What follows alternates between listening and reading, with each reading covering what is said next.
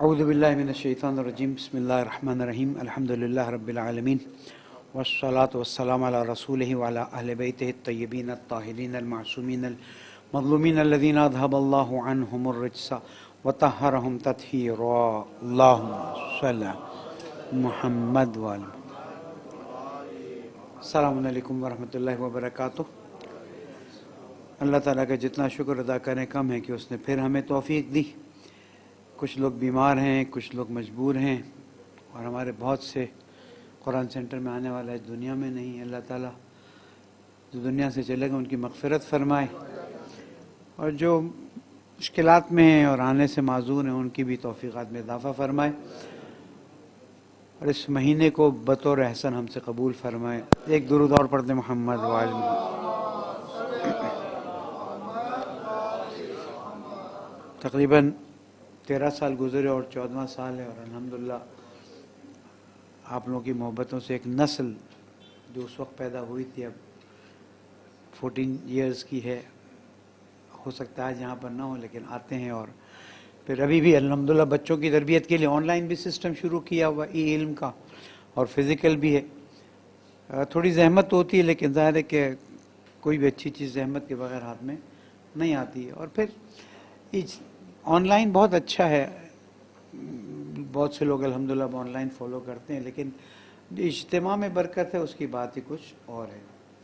اور سالوں سے 14 سال ہیں تو ظاہر ہے کہ بعض چیزیں میری ریپیٹ ضرور ہوتی ہیں، لیکن اس میں کوئی نہ کوئی فلسفہ مسئلہ ضرور سامنے آتا ہے. کہتے ہیں کہ عبادتیں جو ہیں اللہ سبحانہ وتعالیٰ نے اجتماعی رکھی ہیں. واجب عبادتوں کو اجتماعی رکھا ہے. نماز بھی جماعت کے ساتھ ہے، اگر نہیں پڑھ سکتے تو فرادہ پڑھ لیں. دیر از اے چوائس، تاکہ زحمت میں، کیونکہ وہ جو آیت ہے ہمارے رمضان کی اس میں اللہ تعالیٰ یہ فرماتا ہے یرید اللہ بکم الیسر ولا یرید بکم العسر. اللہ تعالیٰ تمہارے لیے آسانی چاہتا ہے، مشکل نہیں چاہتا. تو نماز بھی ایکچولی جماعت کے ساتھ ہے، لیکن اگر نہ ہو سکے تو پھر آپ فرادہ پڑھ لیں. اذان ہے، اقامت ہے، قد قامت الصلاۃ کا لفظ ہے، پھر السلام علیکم ورحمۃ اللہ وبرکاتہ سب کو سلام کرتے ہیں آخر میں. نماز ہے، روزہ با جماعت ہے، ایک ساتھ شروع کریں ایک ساتھ ختم کریں. اس کے بعد حج ہے، اس کے بعد زکوٰۃ فطرہ ہے تو اسی رات کو آپ نے نکالنا ہے. تو دین کی بیسک اور میجورٹی عبادتیں اجتماع کے ساتھ ہیں، اس لیے کہ اجتماع میں جو برکت ہے وہ انفرادی اس میں برکت نہیں ہے. مثلا اللہ تعالیٰ کہہ دیتا جس کو جب روزہ رکھنا ہے وہ رکھ لے، یا مثلا 18 گھنٹے جب پورے کر سکتے ہو تم کر لو. نہیں، ابھی سحری کا ایک اپنا اہتمام ہے، افطار کا ایک اپنا اہتمام ہے، حج کے مسائل. تو کوشش یہ کریں جہاں بھی جیسے بھی ہو امکان ہو اجتماع میں جائیں. حتیٰ یہاں تک ہے کہ جب ایک مومن دوسرے مومن سے مصافحہ کرتا ہے تو جب تک دونوں کے ہاتھ ملے ہوئے ہوتے ہیں اللہ تعالیٰ فرشتے سے فرماتا ہے کہ ان دونوں کے گناہوں کو معاف فرما. نہیں، ہاتھ ملانے کا، مصافحے کا. اور پھر معصوم فرماتے ہیں، اللہ تعالیٰ فرماتا ہے کہ جس کے دل میں دوسرے کی زیادہ عزت ہے، محبت ہے، اس کے گناہ زیادہ معاف کر لے. ایسی ایک پازیٹیو کمپٹیشن کی صورت ہے. بہرحال یہ ہمارے لیے ایک سعادت ہے کہ ہم 13 سال گزار چکے اور 14 سال. 13 سال میں الحمدللہ ریگولر رہا ہوں. 14th ایئر میں بھی کوشش تو یہی ہے. اب کل جیسے ہماری فلائٹ لیٹ ہو گئی اور آتے آتے پھر میں نہیں آ سکا. ڈاکٹر اظہر بہت ہی الحمدللہ پڑھے لکھے اور سمجھدار قابل آدمی ہیں، اور بلکہ میں نہیں ہوں گا تو آپ کو شاید زیادہ لذت محسوس ہوگی. بٹ اینی ہاؤ ہم کوشش کریں کہ ہم بھی انشاءاللہ علمی لحاظ سے کوئی کمی نہ چھوڑیں. اور اگر کبھی میری، کیونکہ اب ایک آل پاکستان تشیع کے مسائل پر ذمہ داری ہے، کبھی کبھار ارجنٹلی جانا پڑتا ہے تو مجھے ایکسکیوز کر دیجیے گا. درود پڑھ دیں محمد. ہم ماہ رمضان میں داخل ہو گئے ہیں جو کہ اللہ تعالیٰ کا مہینہ ہے. قد دعیتم فیہ الی ضیافت اللہ، آپ کو اس میں اللہ کی دعوت میں بلایا گیا ہے. انفاسکم فیہ، تسبیح، جو سانس لے رہے ہو تسبیح. ونومکم فیہ عبادہ. اور پھر فرمایا کہ لوگوں سجدے میں جا کر اپنے گناہوں کی معافی کرو، اس لیے کہ گناہوں سے پیٹھ بوجھل ہوئی ہے. تو ہم اپنا ایک طریقہ اپناتے ہیں، ہر سال یاد بھی دلاتے ہیں کہ رات میں اکیلے میں ایک مرتبہ بالکل اکیلے میں کوشش کیجئے کہ سجدے میں چلے جائیے، کسی کو پتہ نہ تھا آپ کے اور اللہ کے درمیان، بس ایک ہی جملہ کہنا ہے، تیرا بندہ ہوں، باقی جو تو چاہتا ہے کر سکتا ہے، اگر معاف کر دے گا تو اس سے بہتر کوئی چیز نہیں ہے۔ اچھا موقع ہے، بہت ہی اچھا موقع ہے، روحانیت، خاص کر اگر افطار سے پہلے سجدے میں جا کر دعا کر لیں، یہ بھی بہت اچھا موقع ہے۔ بہرحال میری ریکویسٹ ہے، میں نصیحت کرنے کے قابل تو نہیں ہوں، کہ چیزوں کو فردر ڈیپتھ میں دیکھنے اور سمجھنے کی کوشش کریں بنسبت یہ کہ ظاہری الفاظ کی طرف جائیں۔ ایک پوائنٹ اس کی مثال دے دیتا ہوں، ہر نماز کے بعد جو دعا ہے ہم اتنی کامنلی پڑھتے ہیں وہ دعا، جبکہ بہرحال نظریہ حقیر کا اب تقریباً 40-42 سال ہو گئے دین کی تعلیمات حاصل کرتے ہوئے اور تبلیغ کرتے ہوئے، اگر ہم صرف یہ دعا کے چند الفاظ یا علیو یا علی، تو بہت آگے ہے، صرف یہ احساس کر لیں یا علیو یا عظیم، اسی کو ریپیٹ کر لیں اور توجہ کے ساتھ کر لیں، جیسے نہیں ایک عشق سے بات کر رہے ہوتے ہیں، محبت سے بات کر رہے، یا علی ہو یا عظیم، آگے کی دعا تو بہت، اور پھر یا غفور ہو یا رحیم، یہ اگر دل پہ اثر کر گیا، ایک مہینے میں کوئی دعا نہیں پڑھیں گے، دعا افتتاح تو بہت آگے کی بات ہے، اور اس کے الفاظ آپ دیکھتے ہیں، ترجمہ آئی تھنک تھوڑا اردو کا بھی ترجمہ ساتھ چلنا چاہیے، اگر کوئی ہو سکے دونوں کی لائن ساتھ چلتی جائیں، دعا افتتاح تو بہت آگے، اگر اس کو آپ نے احساس، اس کی عبارتوں کو آپ نے محسوس کرنا شروع کر دیا تو سمجھ لیجیے آپ عرفان کی کسی منزل میں داخل ہو گئے۔ لیکن ہم یہ ریکویسٹ کرتے ہیں کہ یا علی و یا عظیم یا غفور و یا رحیم پر ہی کنسنٹریٹ کر لیں نماز کے بعد، اور پھر میں ریکویسٹ کروں گا اگر یہ دعا سجدے میں جا کے پڑھیں، تھوڑی توجہ کتنی چاہیے، 2.5 منٹ 3 منٹ، یا علی و یا عظیم یا غفور و یا رحیم انت رب العظیم الذی لیس کمثلہ، یہ 3 اس کو احساس کر لیں۔ دیکھیں کوانٹٹی نہیں چاہیے، لیبلوکم ایکم احسن عملا، تاکہ تمہارا ٹیسٹ کیا جائے کہ تم میں سے اچھا عمل کرنے والا کون ہے۔ ہمارے ہاں یہ پریکٹس کرائی جاتی، اچھا ہے کہ بھئی اتنا کریں گے تو شاید اتنا قبول ہو جائے، اتنا کریں گے تو اتنا قبول ہو جائے، لیکن ہم یہ عرض کرتے ہیں روزہ رکھ رہے ہیں بہت اچھی بات ہے، نافلہ کی طرف توجہ ہو جائے بہت اچھی بات ہے، نماز شب تو ہو ہی جائے گی انشاءاللہ تعالی، دعاؤں میں اتنی توجہ کر لیں، یا علی ہو یا عظیم یا غفور ہو یا رحیم انت رب العظیم، جب یہ دل میں اتر جائے گی بات ہم بہت آگے نکل جائیں گے۔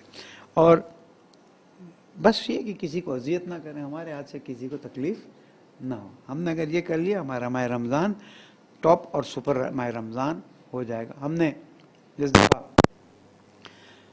ڈاکٹر اظہر کے ہی مشورے سے سورہ قاف کو انتخاب کی ہے، سورہ قاف بسم اللہ الرحمن الرحیم قرآن مجید کا 50th سورہ ہے، اور جب ہم دیکھنے جاتے ہیں تو سورہ قاف جو ہے وہ ان سوروں میں سے کہ جس کی ابتدا حروف مقطعات سے ہوتی ہے۔ واٹ از حروف مقطعات؟ قرآن مجید کی بہت سی سورہیں جس کے سٹارٹنگ میں کلمات ہیں، بسم اللہ الرحمن الرحیم، الف لام میم کاف ہا یا عین صاد نون، اس طرح سے بہت سی سورہیں، یہ ظاہراً ان سوروں کی ترتیب میں 29th ہے، if I'm not mistaken، جو میں نے نوٹ کیا تھا، یہ 29th ہے جو اس سیریز کی سورہ ہے، اور اس سورہ میں اللہ سبحانہ و تعالیٰ نے ایک تو اپنی عظمت کو بیان کیا، وہ ہمیشہ بیان کرتا ہی ہے، دوسری چیز جو اللہ سبحانہ و تعالیٰ نے اس سورہ میں انجام دی وہ یہ ہے کہ نبی اکرم صلی اللہ علیہ وآلہ وسلم کی شان کو بہت ہی خاص انداز میں بیان کیا ہے، اور یہ انداز ایسا انداز ہے کہ جس کو آج سمجھنا زیادہ ضروری ہو گیا ہے۔ میں اس طرح کی گفتگو کرتا نہیں ہوں، لیکن ظاہر ہے کہ جب چیزیں سمجھ جائیں، ہم نے اپنے دین کے عقیدتی مسائل کو سمجھا تو ہے لیکن دوسروں تک نہیں پہنچایا ہے۔ بعض مرتبہ میں کہوں گا کہ ہم خود نے بھی نہیں سمجھا ہے، لیکن بعض مرتبہ میں کہوں گا کہ ہم نے سمجھ بھی لیا ہے تو دوسروں تک نہیں سمجھا ہے، اور اس کی وجہ سے ہمارے مکتب کی جو تعلیمات ہیں وہ اس طرح سے کھل کے سامنے نہیں آئیں۔ اخلاقی تربیت ہے، جیسے ہم نے سورہ لقمان لیا تھا اور سورہ مزمل بھی لی ہے، 14 سال ہو گئے الگ الگ سورہ لیتے رہے ہیں، پہلے پھر متفرق آیات لیتے تھے۔ اس دفعہ ہم چاہتے ہیں کہ قرآن مجید کے ذریعے حضور اکرم کی شان کو واضح کیا جائے، کیونکہ ہمارے لیے دو ہی چیزیں ہیں، یا قرآن ہے یا اہل بیت۔ حضور اکرم کی حدیث جو اہل بیت بیان کرتے ہیں، اس میں ہمیں یہ بات واضح کرنی ہے کہ حضور اکرم کا سٹیٹس کیا ہے۔ شان رسالت میں توہین ہو رہی تو مسلمان عقل کے ناخن کیوں نہیں لے رہا ہے؟ تو نے خود نہیں سمجھا رسول اکرم کو تو خود نہیں سمجھا سک رہا ہے، اور تیری کتابوں کی وجہ سے حضور اکرم کی شان میں جو توہین ہو رہی ہے، علیکم السلام ورحمۃ اللہ، جو توہین ہو رہی ہے، تو ہم اس سورہ میں آ کر انشاءاللہ تعالی حضور اکرم کی شان میں جو چیزیں قرآن اور پھر احادیث سے ثابت ہیں اس کو بیان کریں گے، پھر گزشتہ امتوں کے واقعات ہیں اس کو بیان کریں گے۔ تو ہم یہاں سے شروع کرتے ہیں۔ بسم اللہ الرحمن الرحیم۔ قاف والقرآن المجید۔ اللہ سبحانہ و تعالی سورہ کو بسم اللہ الرحمن الرحیم کی فضیلتیں ہر سال بیان کرتے ہیں، مختصر ہر کام کو بسم اللہ سے شروع کریں، اور معصوم نے فرمایا جو کام بھی بسم اللہ الرحمن الرحیم کے بغیر ہے وہ ابتر ہے۔ گھر کے دروازے پر بسم اللہ الرحمن الرحیم لکھ کے رکھیے تاکہ بلائیں دور ہوں، اور اپنے بچوں کو بسم اللہ پر تربیت کریں، عادت نہ ڈالیں، تربیت کریں، اس لیے کہ عادت ڈالنا الگ چیز ہوتی ہے۔ ہمیں عادتیں پڑ گئی ہیں، تربیت نہیں ہوئی، ہم عادت ڈالنے کے بجائے تربیت کریں۔ تربیت میں انسان روحانی طور پر بھی چیزوں کو فیل کرتا ہے، عادت میں صرف وہ زبان نہیں۔ امام حسن علیہ السلام نے فرمایا الناس عبید الدنیا، لوگ تو دنیا کے بندے ہیں، والدین لائق علی السنتہم، دین ان کی زبان پر ہے۔ دارو ہے سما دارا من دنیا، جب تک دین ان کی دنیا کے ساتھ چل رہا ہے they are okay, they are comfortable. جہاں دین نے ان کی دنیا پر ضربت لگائی کلو دیانا 72 لوگ رہ گئے۔ آج سمجھ آتا ہے وہ 72 لوگ کیسے رہ گئے، اتنے پھر بعد میں تو توابین نکلے اور سب کچھ ہوا۔ 72 نواز رسول کے لیے، جیسے کہ عادت تھی، تربیت نہیں۔ مسلمان دور تک پہنچ گئے نا، تو اسلام کی ہر چیز کی عادت تھی، اسلامی تربیت نہیں تھی۔ تو یہاں پر بھی بسم اللہ الرحمن الرحیم کو اپنے بچوں کی تربیت کا حصہ بنائیں، اور کوشش کریں کہ جب بھی گھر سے نکلیں الٹے پیر سے باہر نکلیں اور بسم اللہ الرحمن الرحیم کہہ کے نکلیں۔ جب کھانا کھائیں بسم اللہ الرحمن الرحیم۔ ہمارے تو استاد کہتے ہیں کہ ہو سکے تو ہر لقمے پر کہہ دو۔ میں نے کہا سر یہ بسم اللہ پہلے میں بول دیں ہمارے لیے کافی ہوتا ہے، ہر لقمے پر کہہ لے، ایک آدھ بار ٹرائی کر کے دیکھو کیسا مزہ آتا ہے، کھانے کا لطف بدل جائے گا۔ میں نے پھر کچھ پریکٹسز کی ہیں، انشاءاللہ اس کا اثر بھی زندگی میں کہیں نہ کہیں نظر آتا ہی ہے۔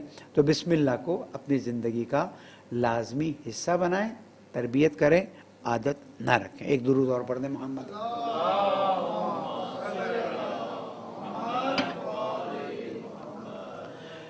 سورہ قاف جو ہے اس کو ہم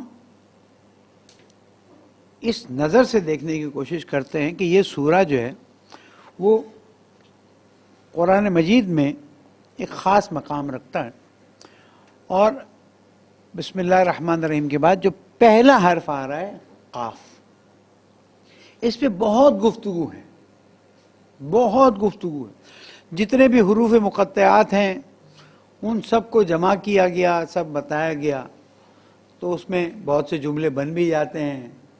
صراط علی حق بھی اس میں نکلتا ہے، آگے کا ایک لفظ اس وقت ذہن سے نکل گیا۔ ہم ایک بات جانتے ہیں، اللہ سبحانہ و تعالیٰ نے کچھ چیزیں ایسے رکھی ہیں کہ تم اگر قرآن مجید کو کسی طرح سے سمجھ بھی لو تو یہ کوڈ اس وقت تک تمہیں سمجھ نہیں آ سکتے جب تک صاحب کوڈ خود نہیں آ جائیں گے۔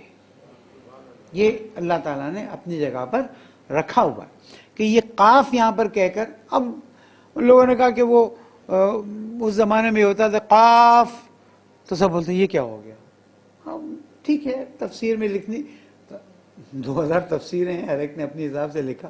الف لام میم، تو کیا ہوا الف لام میم کیوں بول رہے ہو؟ پھر ذالک الکتاب. ہم اس بات کو اپنا کہ یہ وہ کوڈز ہیں جن کی حقیقت صاحب امر کے پاس موجود ہے، اور جب وہ انشاءاللہ آئیں گے ان کوڈز کے ذریعے ہمیں یہ چیزیں جو ان کوڈڈ ہیں وہ سمجھنے کی کوشش کر لیں. جب کوڈڈ چیزیں جو ہیں اس پہ ہم فعلاً گفتگو نہیں کرتے. پھر یہاں پر بھی کہا گیا قاف جو ہے وہ آگے والقرآن المجید آیا ہے، تو اس وجہ سے یہ قاف جو ہے استعمال کیا گیا ہے. ٹھیک ہے، کہنے والوں نے کہہ دیا، ہم نے سن لیا، ہم اس بات پر زیادہ بات نہیں کرتے. ہم صرف اتنا کہیں گے حروف مقطعات قرآن مجید کا لازمی جز ہے. اس سے بہت سے الفاظ بنتے ہیں، معنی والے الفاظ بھی بنتے ہیں اور دوسرے بھی، لیکن اصل یہ الفاظ وہ کوڈ ہیں جو صاحب العصر والزمان امام زمان علیہ السلام صلی اللہ علیہ محمد انشاءاللہ ہمیں بتائیں گے. اب آگے چلتے ہیں. والقرآن المجید بل عجبوا ان جاءهم منذر منهم فقال الكافرون هذا شيء عجيب اذا متنا وكنا ترابا ذلك رجع بعيد قد علمنا ما تنقص الارض منهم وعندنا كتاب حفيظ بل كذبوا بالحق لما جاءهم فهم في امر مریج. ہم یہ 5 آیتیں اپنے پاس رکھ رہے ہیں، اس میں ہم اس وقت کوئی گفتگو نہیں کر رہے. آپ سے بس اتنی درخواست، ٹائم مل جائے جب آپ تلاوت قرآن مجید کریں تو ان 5 آیتوں کے ترجمے دیکھ لیجئے گا. آئے گا یہاں پر بھی آئے گا، لیکن آپ خود بھی 5 آیتوں کے ترجمے پر غور کر لیجئے گا. آج ہم اس بات کی طرف چلتے ہیں کہ اللہ سبحانہ وتعالیٰ فرماتا ہے قاف اللہ تعالیٰ جانے، یا جن کو اللہ تعالیٰ نے علم سے نوازا ہے وہ جانے. واو جو ہے یہاں پر قسم کے لیے آیا ہے. عربی کی ایک خوبی ہے، اور اسی لیے قرآن مجید عربی میں کہ وہ فصاحت و بلاغت میں اپنے عروج پر ہے. اللہ تعالیٰ نے عربی زبان میں قرآن مجید نازل ہی اس لیے کیا ہے کہ بہت مختصر اس میں بہت چیزیں بیان کی جاتی ہیں. بسم اللہ الرحمن الرحیم. والعصر، واو قسم، العصر کس کی؟ عصر کی. اب 12 عصر کے معنی کر دیے گئے. عصر وہ زمانہ جب صاحب تشریف لائیں گے، عصر وہ زمانہ جب امام حسن علیہ السلام کی شہادت ہوئی، عصر وہ زمانہ جب عدل و انصاف رہے گا. الگ الگ الگ عصر کی نماز کی قسم. تو قسم جو ہے وہ عربی میں استعمال کی جاتی ہے جب کسی چیز پر زور دینے کا ارادہ ہو. ہم بھی ہمارے یہاں بھی قسم شرعی لحاظ سے اس کی کیا حیثیت ہے؟ اولاً شرعی لحاظ سے قسم جو ہے وہ عربی کے ہی الفاظ سے ادا کی جائے گی. میں قسم کھاتا ہوں میں نے کام نہیں کیا، ٹھیک ہے ہمارے ہاں اس کو اعتبار دیا جاتا ہے، لیکن شرعی حیثیت سے اس کی کوئی اعتبار نہیں. قسم واو سے چلتی ہے، بے سے چلتی ہے اور لام سے چلتی ہے. للہ ہے اللہ کے لیے، باللہ ہے یا واللہ ہے. تے سے بھی چلتی ہے. قسم کے چند کلمات ہیں. جب تک ان کلمات سے قسم نہ کھائی جائے تب تک قسم کی کوئی شرعی حیثیت نہیں. اب اگر میں نے قسم کھا لی ہے، ایک تو قسم یہ ہے کہ میں یہ کام نہیں کروں، جیسے نذر ہے ویسے قسم ہے. نذر کرتا ہوں کہ مثلا ماہ رمضان میں یہ صدقہ دوں گا، للہ ہے باللہ ہے تاللہ ہے واللہ ہے، اب یہ مجھ پر واجب ہو گئے. لیکن اگر میں ایسے کہتا ہوں میں اللہ کی خاطر ماہ رمضان میں صدقہ دوں گا، مجھ پہ واجب اخلاقاً ہے، شرعاً نہیں. واجب والی قسم توڑوں گا تو مجھے اس کا کفارہ دینا ہے، مسٹ. ہمارے یہاں الحمدللہ یہ نہیں ہے، اور عربوں میں اتنا ہے کہ قسم کی کوئی حیثیت ہی. اب نجف کربلا جاتے ہیں نا، واللہ واللہ واللہ کر رہے ہوتے ہیں. یہ اللہ نے ایک خاص وہ رکھا ہوا ہے. تو قسم. دوسری چیز یہ کہ جب کسی خاتون پر شوہر الزام لگائے نعوذ باللہ کہ تم نے زنا کیا اور بچہ میرا نہیں ہے، تو پھر وہاں پر قسم کھائی جاتی ہے. وہ باقاعدہ اس کا ایک طریقہ کار ہے. جب وہ قسم خاص طریقے سے کھا لی جاتی ہے تو پھر بس ایک ہی جگہ ہے جہاں پر شریعت میں اولاد جو ہے وہ باپ سے ڈسکنیکٹ ہوتی ہے, ایک ہی جگہ ہے.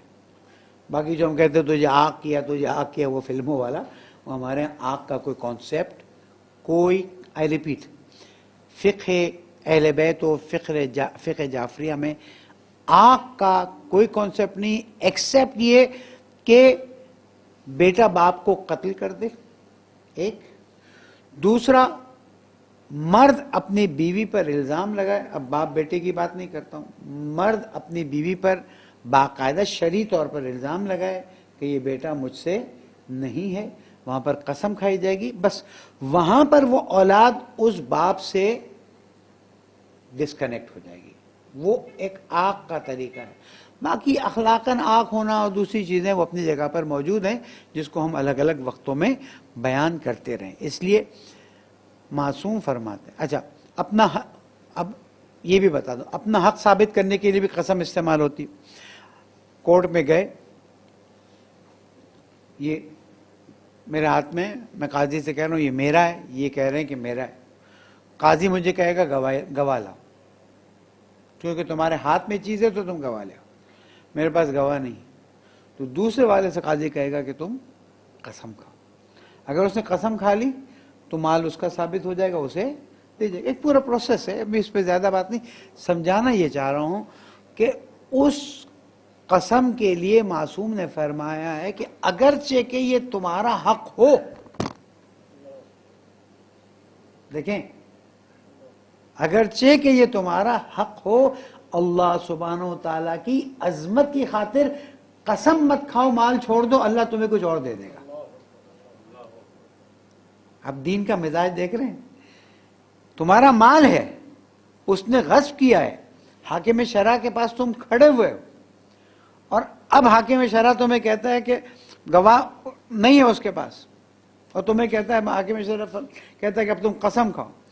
تم کو میں اللہ کی خاطر یہ قسم نہیں کھاتا. اللہ کی عظمت کو اتنا چھوٹا, چاہو تو کر لو, منع نہیں کیا ہے, لیکن شریعت نے یہ کہا ہے کہ اس والی قسم سے اپنے آپ کو درگزر کر لو, تاکہ اللہ سبحانہ و تعالیٰ تم نے جو اس کی عظمت کو نظر میں رکھا ہے تمہیں اللہ اسے بہتر عطا کر دے گا. اور درود پڑھ دیں محمد والے.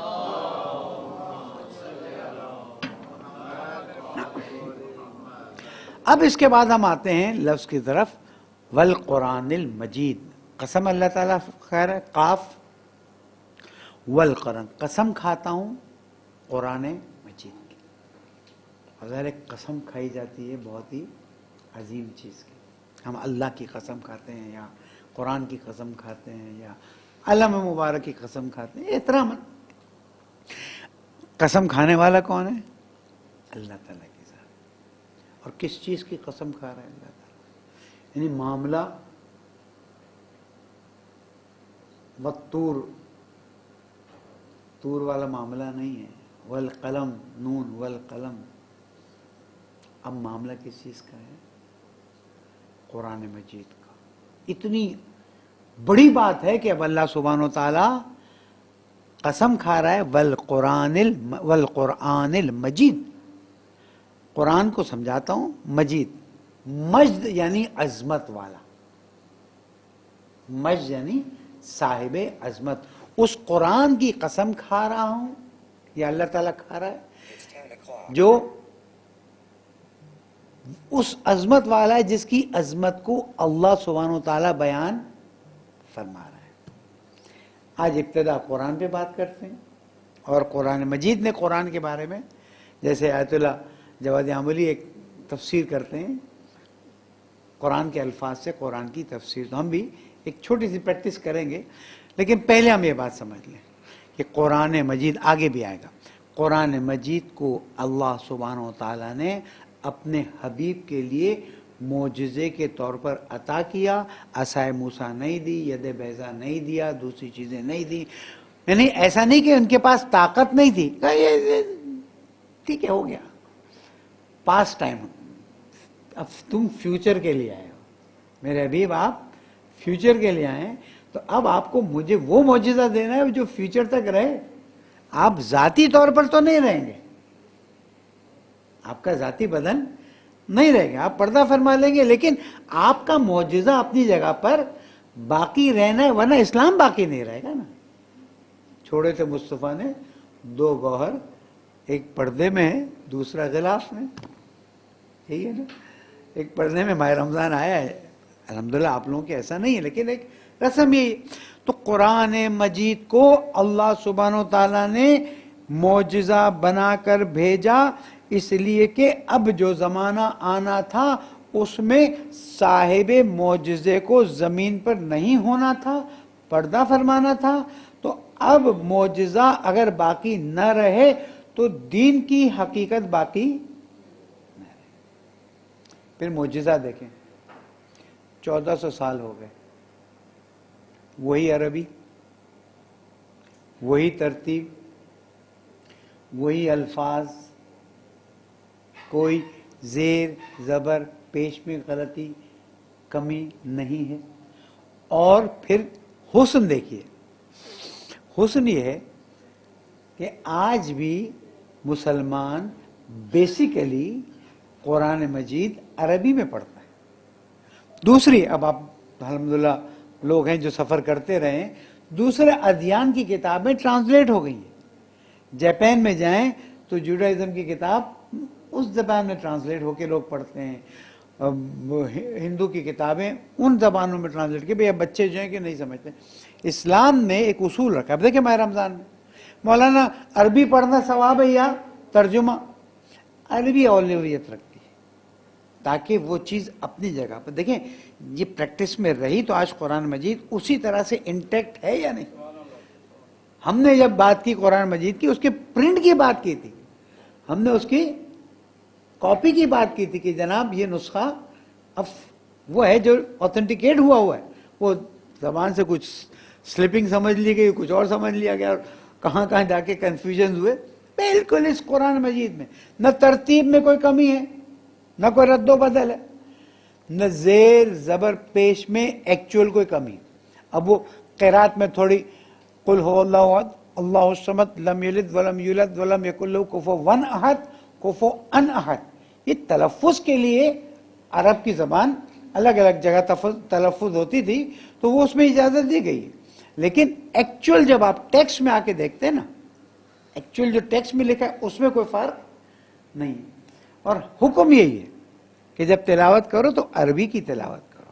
قرآن مجید کی تلاوت ثواب, قرآن مجید کو دیکھنا. ایک انسان کہتا ہے مجھے تو عربی پڑھنا نہیں آتی, الحمدللہ یوٹیوب میں قرآن مجید بھرے ہوئے.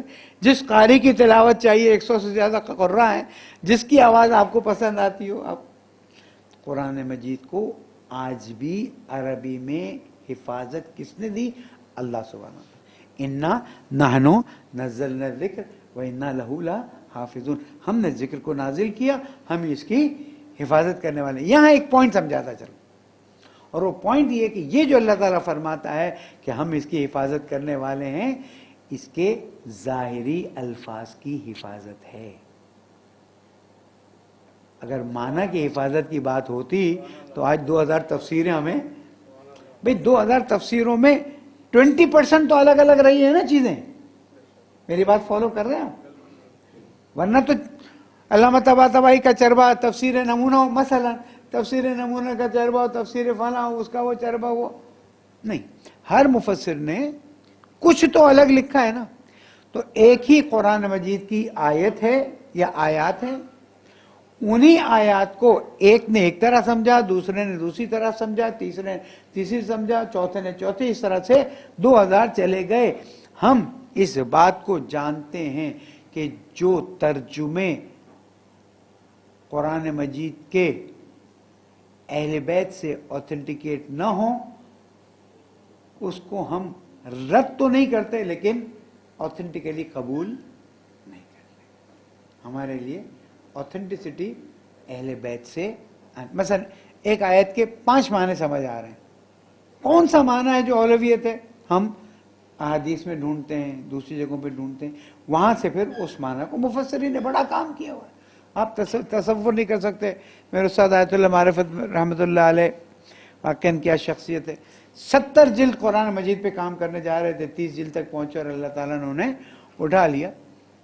لیکن وہ بتاتے ہیں کہ قرآن مجید پر اگر انسان کام کرے تو 70 جلدوں میں قرآن مجید کی خصوصیات بیان, اتنا کچھ میٹر موجود. تو ہم تھوڑے غافل ہیں, ہمیں غفلت سے نکلنا ہوگا. انشاءاللہ ان دنوں میں جب آپ آئیں گے اور قرآن مجید کی ڈیپتھ میں کچھ چیزیں سمجھیں گے تو آپ کو خود بھی ایک لذت محسوس ہوگی. ضروری نہیں کہ بہت زیادہ پڑھا جائے, لیکن مومن کی نشانی یہ کہ 40 آیتیں کم از کم روز کی وہ ضرور پڑھے. تو قرآن مجید نمبر 1 معجزہ ہے. نمبر 2 جیسے نازل ہوا تھا ویسے ویسے حضور اکرم کاتبان وحی, جو اصلی کاتبان وحی اور جس کے ہیڈ مولا کائنات امیر المومنین علیہ السلام ہے. اور یہاں پر یہ کہنا کوئی عیب نہیں. ایک وہ ہے کہ جب پہلی آیت نازل ہوئی تب سے لے کر آخری آیت نازل ہوئی تب تک ساتھ رہے. ایک وہ جو فتح مکہ کے بعد آئے کہ میرا بیٹا بھی کچھ ہے اس کو بھی لگا لو. تو وہ کاتب وحی اور وہ کاتب وحی فرق تو کرتا ہے. ایسا نہیں ہے کہ دونوں کاتب وحی ایک ہی سمجھے جاتے ہوں. بہرحال ہمیں فعلاً اس گفتگو میں نہیں جانا ہے, لیکن کاتب وحی اصل میں وہ ہیں جو امیر المومنین علی بن ابی طالب علیہ السلام ہیں. اور انہوں نے جب وصال رسول اکرم ہو گیا تو انہوں نے یہ بات فرمائی کہ اب میں قرآن مجید کو پراپرلی کمپائل کر کے, قرآن مجید کی بات میں تحریف قرآن مجید کی جب بات آتی ہے تو اس میں بھی یہ بات موجود ہے کہ نہ ہم باقاعدہ تحریف کے قائل ہیں نہ اہل سنت باقاعدہ تحریف کے قائل ہیں. اور میرے استاد یہ بات فرماتے تھے کہ جو بعض روایات تحریف کی تاریخ میں ملتی ہیں اس کو آپ اوتھنٹیکیٹ مت کیا کریں اور نہ ہی تنزن استعمال کرنے کے لیے استعمال کریں. جیسے حضرت عائشہ فرماتی ہیں کہ رسول اکرم کا وصال ہوا غسل و کفن کی, اس میں 2 آیتیں جو تھیں وہ تکیے کے نیچے رہ گئیں, بکری آ کے پتے کھا گئی. ہے اپنی جگہ پر ہے, ہم اس کو دوسرے معنی میں لیتے ہیں. جو کچھ ہے وہ سب کچھ رسول اکرم نے مولا کائنات کو کتابت کروایا. اگر مولا کائنات یمن گئے ہوئے ہیں یا کہیں اور گئے ہوئے ہیں, جب واپس آئے اے علی اب آپ بیٹھیں اور آپ کو یہ بھی بتاتا ہوں, یہ چیلنج ہے ہمارے لیے اس وقت, وہ کون سی انک تھی جو مولا کائنات نے بنائی ہے کہ آج بھی وہ نسخے صحیح اور سالم نجف الاشرف کے اس میوزیم میں جہاں پر کوئی نہیں جاتا, اس انک پہ ریسرچ ہونی ہے. یہ چیزیں اتنی آسانی سے تو ہوتی نہیں ہیں. یعنی ایک کاربن ڈیٹنگ کے لیے کتنے لاکھ پاؤنڈ استعمال ہوئے کس کو میں بتاؤں, لیکن آتھینٹسٹی قرآن مجید کی بڑی نا کہ اس زمانے سے لکھا ہوا تھا. ایسا نہیں ہے کہ قرآن مجید جو ہے وہ بعد میں تم بھی لے آؤ آیات لے آؤ, نہیں. انی تارکن فیکم الثقلین جو کہا گیا وہ اسی لیے کہا گیا کہ قرآن مجید کو میں نے اہل بیت کے حوالے کر دیا, امیر المومنین نے اسے مکتوب کر لیا, فائنل کر لیا. اب یہ جو اعتراض ہم پر کیا گیا ہے, یہ کیا جاتا ہے کہ یہ بتائیں کہ وہ جو علی بن ابی طالب علیہ السلام کا قرآن تھا وہ کیا تھا.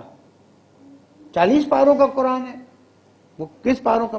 فرسٹ آف آل ایک بات جان لیجئے, قرآن مجید میں پاروں کا, ایکچوئل قرآن مجید میں پاروں کا کوئی کانسیپٹ نہیں ہے. رکوع کا ایکچوئل قرآن دیکھیں قرآن مجید کے اندر کا حصہ نہیں ہے. اوکے, یہ چیز آ رہا, رکوع قرآن مجید کے اندر کا حصہ نہیں ہے, پارا قرآن مجید کے اندر کا حصہ نہیں ہے. ربع, نصف, ثلث قرآن مجید کی اپنی تقسیم نہیں ہے. بعد میں الگ الگ ضروریات کو نظر میں رکھ کر ان چیزوں کو معین کیا گیا. تو 30 پاروں کا قرآن بھی قرآن 30 پاروں کا نہیں, قرآن ہے. انسانوں نے اس کی حفظ میں آسانی کے لیے جس بادشاہ نے حکم دیا کہ بھائی ایسا کرو کچھ ایسا کرو قرآن مجید کو کہ 360 حصوں میں تقسیم ہو جائے اور ہم اپنے بچوں کو روز ایک حصہ حفظ کرائیں تاکہ ایک سال میں قرآن مجید حفظ ہو. یہ آسانیوں کے لیے ہم اس کو ریجیکٹ بھی نہیں کرتے, لیکن پارٹ آف رکوع پارٹ آف قرآن نہیں ہے, اور میں رکوع پہ کبھی بھی اپنی تلاوت کو ختم نہیں کرتا. اس کی وجہ کیا ہے مجھ سے اکیلے میں چاہے تو پوچھ سکتے ہیں, میں یہاں پہ اناؤنس نہیں کر سکتا. درود پڑھ دیں محمد والے. تو تحریف قرآن کا کوئی قائل نہیں ہے. ہمارے ہاں بھی ایک کتاب لکھی گئی اور اس کو وہ کیا گیا, اس لیے کہ اگر قرآن مجید کی اوتھینٹسٹی ختم ہو جائے تو دین کو بہت بڑا جھٹکا لگے گا. اس لیے نہ شیعوں میں نہ سنی میں قرآن انا نحن نزلنا الذکر وانا لہ لحافظون, ہم نے ذکر کو نازل کیا ہے, ہم اس کی حفاظت کریں گے.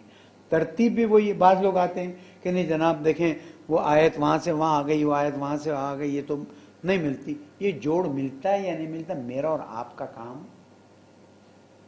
مفسرین نے بہت اچھے اور خوبصورت اور ٹاپ کے جوابات اگر آپ کو پڑھنے ہیں, علامہ طباطبائی بھائی کی تفسیر جو ہے وہ اردو میں بھی ٹرانسلیٹ ہو گئی ہے, انگلش میں بھی ٹرانسلیٹ ہو گئی ہے, ویب سائٹ پہ بھی موجود ہیں. ہارڈ کاپی اگر کسی کو چاہیے تو ہمارے زہرا اکیڈمی سے لے جائے, یہاں پر بھی موجود ہے, وہاں پر بھی موجود ہے. ایک ایک جلد پڑھتا جائے اور لیتا جائے, دیتا جائے. قرآن مجید کو بہت بہتر انداز میں ترجمہ اور تفسیر علامہ طباطبائی رحمۃ اللہ علیہ نے کی ہے, باقی نے بھی کیا ہے. پھر اردو میں علامہ ذیشان حیدر جوادی صاحب ہیں, باقی آج کے زمانے کے علماء ہیں, انہوں نے بھی کیا ہے. تو یہ ہمارے لیے ٹرانسلیشن بھی قابل قبول ہے, لیکن ترتیب میں کوئی تبدیلی نہیں ہے, کوئی کمی نہیں, کوئی زیادتی نہیں. اور اس کو ہم اس لیے کمپلیٹلی ریجیکٹ کرتے ہیں کہ اگر ہم ایک لفظ کے بھی کمی کے یا زیادتی کے قائل ہو جائیں تو پھر اب یہاں پر ایک گفتگو آتی ہے کہ اگر یہ بات ثابت ہو جائے, یہ بعد میں بات آئے گی, ابھی سوال ہے, اگر یہ بات ثابت ہو جائے کہ نعوذ باللہ آئے گی بات, رسول اکرم بھول جاتے تھے. یوٹیوب میں چیک کیجیے, آج یوٹیوب میں چیک کیجیے, رسول اکرم پر نعوذ باللہ نسیان طاری ہو جاتا. ہو سکتا ہے یا نہیں ہو سکتا؟ نہیں, آپ کہہ رہے ہیں نا, ہمیں تو مسلمانوں کی بات دیکھنی ہے نا, میری اور آپ کی بات کو کون سمجھتا ہے؟ کیا رسول اکرم بھول جاتے تھے؟ دیر آر تھنگس جو انشاءاللہ, کیونکہ شان رسالت کو سمجھنا ہمارے لیے ضروری ہے, تو ہم اس کو یہاں پر اوتھینٹیکیٹ کریں گے کہ اگر رسول اکرم کی بھول. آپ پتہ ہے کیا ہے, مسلمانوں کے اندر ایک واقعہ ہے جس کو آیات غرانی کہا جاتا ہے. اٹس ویری انٹرسٹنگ, آگے آئے گا, صرف ٹچ کرتا جاؤں. جبرائیل آیت پڑھا کے تشریف لے گئے. اولاً تو جبرائیل رسول اکرم کے استاد نہیں, پلیز یہ جو چیزیں آتی ہیں نہیں. رسول اکرم کو اگر کسی نے تعلیم دی ہے تو اللہ سبحانہ و تعالیٰ نے, اور مولا کائنات کو اگر کسی نے تعلیم دی ہے تو رسول اکرم اور اللہ سبحانہ و تعالیٰ, آگے کوئی چیز نہیں. باقی جبرائیل کا احترام ہم کرتے ہیں, تمام فرشتوں کا, ملائکہ کا ہم احترام کرتے ہیں, کوئی بے احترامی نہیں. لیکن یہ بات آپ اپنے ذہن میں رکھ لیجئے, آیات غرانی کیا ہے؟ جبرائیل پڑھا کے چلے گئے, اگلے دن آئے تو حضور اکرم نے, انشاءاللہ زندگی رہی تو کل اس پہ بات آگے بڑھے گی, تھوڑا تھوڑا ہوتا ہے نا سسپینس تو رکھو تاکہ. درود پڑھ دے محمد والے.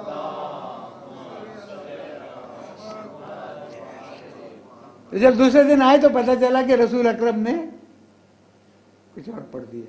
استغفر اللہ. Now we have to see, is that possible?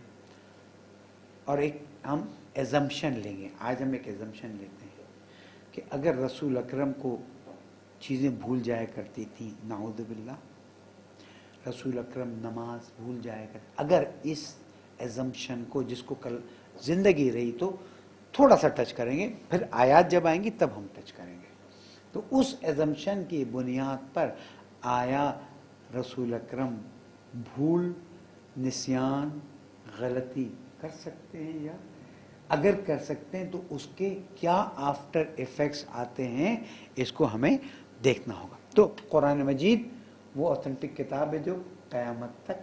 اب ایک بات آتی ہے, وہی جو بات تھی کنٹینیو کر کے ختم کروں, کہ مولا کائنات نے کیا کام کیا. مولا کائنات نے فرمایا 6 مہینے بیٹھے رہے اور قسم کھائی کہ جب تک کہ میں قرآن مجید کو پوری طرح سے کمپائل نہ کر لوں تب تک میں ابا کندھے، ایک عربی کی اصطلاح تھی، یہ ابا ہے نا، یہ کندھے پہ نہیں رکھو. تو اس کا مطلب کیا تھا؟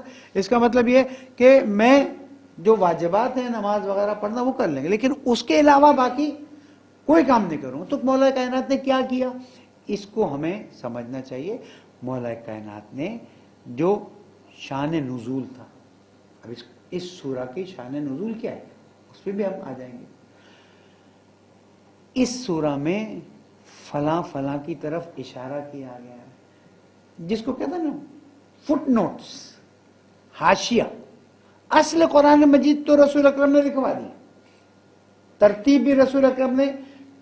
اللہ سبحانہ وتعالیٰ جبرائیل سے فرماتا تھا کہ میرے حبیب سے کہو یہ آیت فلاں جگہ پر، یہ آیت فلاں جگہ پر، یہ آیت فلاں جگہ پر. وہ ترتیب کلوز تھی، لیکن کیا چیز کب نازل ہوئی، کس کی شان میں نازل ہوئی، وہ مولا کائنات نے باقاعدہ طور پر اس کو تیار کیا. جب لے کر مسجد نبوی میں تشریف لائے تو لوگوں نے کہا کہ علی، اس کمپائل شدہ قرآن کی ہمیں کوئی ضرورت نہیں ہے. مولا کائنات نے فرمایا اب یہ قرآن انسانیت کو اس وقت ملے گا جب اللہ تعالیٰ کی آخری حجت زمین پر آئے.